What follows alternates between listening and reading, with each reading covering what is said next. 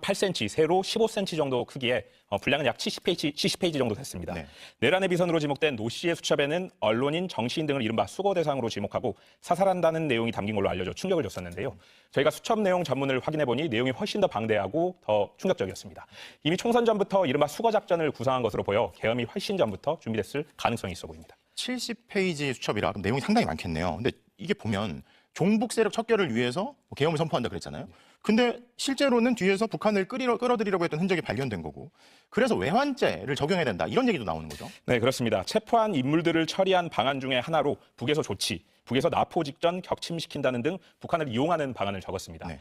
비공식 방법이라면서도 무엇을 내어줄지 고민하는 대목도 담겼는데요. 계엄을 위해서 북한과 공조할 생각을 한 것으로 보이는데 외국인과 모의해 대한민국에 대적하는 외환죄에 해당할 수 있습니다. 실제 계엄 직전 정보사령부 요원들이 몽골에서 대북 공작을 하려다가 현지 정부 당국에 체포된 사실도 최근 드러났는데요.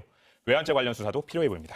자, 그런데 이 노상원 수첩에 적힌 글씨가 이 노씨 건지 필적 감정이 불가능하다는 결과 우리도 단독으로 전해드렸었잖아요. 근데 이게 노상원 수첩이 아니다 이게 아니라 그 필적 감정이 불가능하다 뭐 이런 뜻인 거죠? 예, 맞습니다. 그래서 경찰과 검찰은 사실 노 씨가 쓴 것으로 지금 보고 있습니다. 네. 그래서 일단은 그 이후로 경기 안산에 있는 노 씨의 점집에서 수첩이 발견됐고요. 네. 그리고 노 전 사령관도 경찰에 김용현 전 국방장관이 불러준 것을 받아 적었다고 진술했습니다. 네. 다만 이 수첩의 글씨가 상당히 빠르게 쓴 듯 휘갈게 쓴 글자로 채워져 있습니다. 여기에 글씨를 비교할 대조군도 부족한데요. 그렇다 보니 경찰이 노 씨가 쓴 게 맞는지 필적 감정을 맡겼는데 감정 불능, 분석하기 어렵다는 결과가 나왔습니다. 네.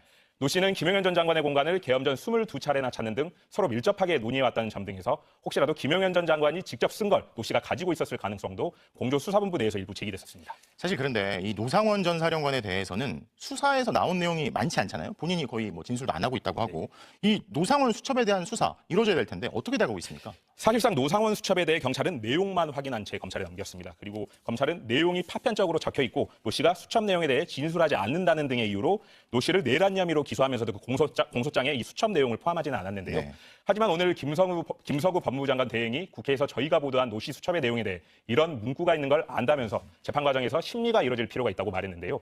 수첩에 드러난 음모에 누가 가담했고 어디까지 보고됐는지 검찰이 수사해야 할 부분으로 보입니다. 검찰 송치 후 노 씨 수첩 수사에 진척이 없는 탓에 야권에서는 내란 특검으로 진상을 밝혀야 한다는 주장도 나오고 있습니다. 검찰 송치 후에 노씨 수첩 수사에 진척이 없다.